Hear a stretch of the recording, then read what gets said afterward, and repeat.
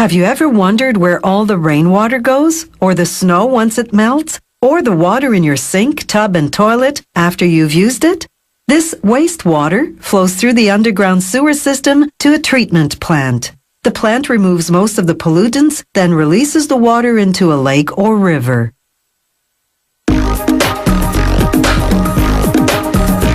The underground sewer network feeds into a regional interceptor, which is kind of a sewer highway that runs to the treatment plant. The action begins at the plant's pumping station.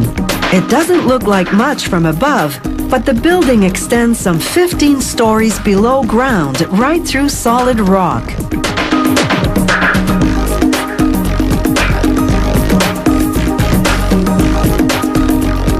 The wastewater collects in huge underground wells. It's not a pretty sight.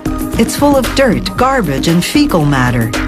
It also contains high levels of phosphorus, a poisonous element in the nitrogen family that's harmful to waterways because it promotes the overgrowth of algae.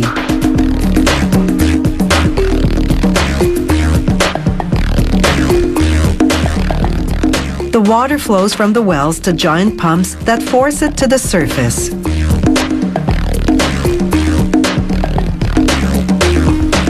The plant has backup generators to keep the pumps working in case of a blackout and devices to prevent water from backing up should a pump have to be shut down for servicing. Once the wastewater reaches the surface, it flows through the pumping station, down discharge channels leading to the treatment building. Along the way, it's sprayed with either aluminum sulfate or ferric chloride, two chemical coagulants. They gradually transform phosphorus in the water from liquid to solid so it can be removed later on. Once the water reaches the treatment building, it flows through screens. This preliminary filtration removes any solids larger than 2.5 centimeters in diameter, such things as stones, paper, and plastic.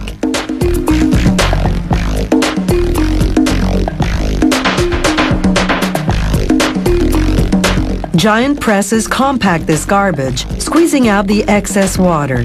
Trucks then haul the stuff to a landfill where it's buried.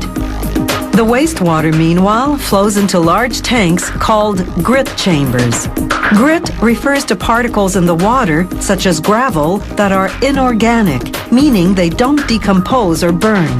These particles, some as tiny as a grain of sand, gradually settle to the bottom. Then they're pumped out and trucked to the landfill.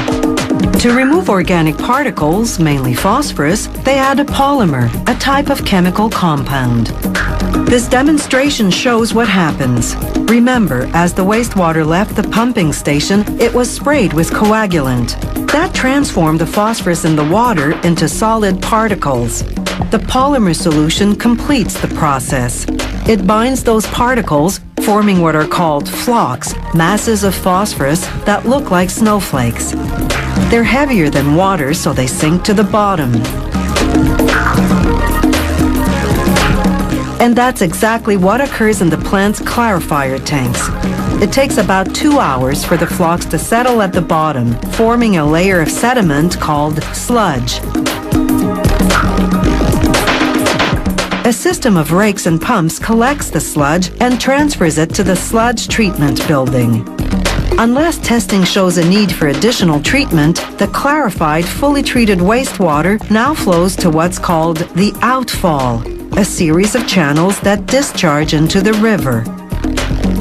In the sludge treatment building, they spray the wet sludge with another type of polymer.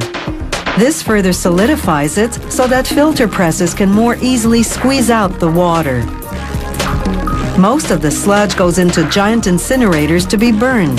The ashes go to a landfill. The gas that the incinerators emit powers several machines that dry and transform the remaining sludge into pellets. These pellets are sold as organic fertilizer. When it arrived at the plant, the wastewater was full of contaminants that harm aquatic life. Now, after treatment, it contains 80% fewer suspended solids, such as fecal matter, and 75% less phosphorus.